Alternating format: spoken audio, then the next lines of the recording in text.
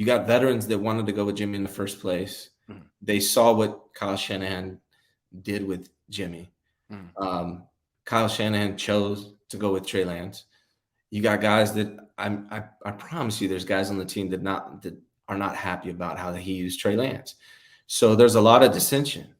There's a lot of different things going on, and I'm curious about who's really leading this team right now. Is it the veterans and Jimmy, or is it Kyle Shanahan? And like I said, as long as they win, I think everything's going to be okay.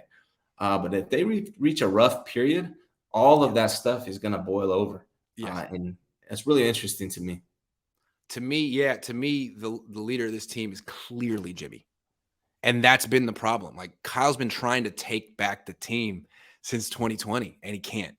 And in trying to take it away from Jimmy, I think he's even made Jimmy's position even stronger, right? Because now Jimmy's like a victim. Like, I feel bad for Jimmy. And I was his biggest critic. Now I'm like, oh man, like, God, that's messed up. So yeah, I think the locker room dynamics are kind of messed up. If they play for Jimmy, great. But what if Jimmy gets hurt? What if Jimmy misses time? What if Jimmy struggles because he hasn't been preparing? I mean, this season could go sideways quickly. People are getting hurt at 2020 rates. I mean, so yeah, I'm a little concerned about this team. They don't seem to be on the same page with their head coach. It seems like the head coach is trying to force an offensive philosophy on an offense that wants to do something else. The offense wants to pass. Kyle wants to run. You got you're paying $16 million for Kittle, $25 million for Debo. You've all first round pick in Ayuk, and everything has to go through Jeff Wilson Jr. and Marlon Mack and Tevin Coleman, who's back. Yeah. So yeah, I think there's a strange thing going on, at least with the offense. Can I say I agree with Jimmy and the guys on the team, because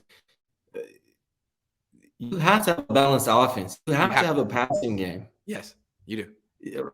The 49ers have had a horrible passing game the entire time Kyle Shanahan has been here. Yeah. They have a great offensive rushing game. They have great defense, but they can't pass. Right now, they're ranked 31st in passing. Of course, they had the Chicago game and Trey Lance stuff, so it's very early. But right now, they're second to last in passing game. Every year, they're at the best in the middle of the pack with the passing game. If this guy's an offensive genius, if Jimmy Garoppolo is one of the greatest throwers of the football on the planet, then I would just like to see a decent passing game. And they're going to need it in the postseason. We've seen that over and over and over again.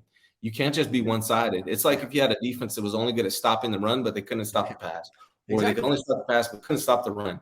You're going to get ate up. And if your offense can only run the ball and you can't pass, you're going to have trouble. So Kyle Shanahan needs to show that he can develop a passing game as an offensive genius. Yeah, and he's like, again, his passing game has become like, even when he does pass, it's extended handoffs, screen, behind the line of scrimmage, little shovel pass. Oh my God, he let Jimmy throw a dig over the middle. That's a deep shot in this offense. It's too one-dimensional. Even his passing game is like a running play half the time. And you have to use the whole field. That's why we like the idea of Trey Lance. But Kyle doesn't seem like he actually wants to use the whole field. And Jimmy does. And it seems like the offense does. So, Kyle, maybe you should do what your players want to do. I mean, they're not a bunch of rookies anymore. It's not like the 2017 team. These are a bunch of vets that you've paid a lot of money and empowered and taught the football. Why don't you listen to them? Stop treating them like Madden players. They're people. Yeah, there's an expression in coaching, and we say great teams, I don't know what it is, but it's great teams are led by the players. Yeah. Right. And so let your players lead, man. Like they're already doing it to a degree. So just ease up, listen to them. It's like he wants the credit for winning. It's not enough to win. He won because of his scheme, and the scheme is the run game. So what he doesn't realize is if he just empowers his players to win the Super Bowl, he gets credit too.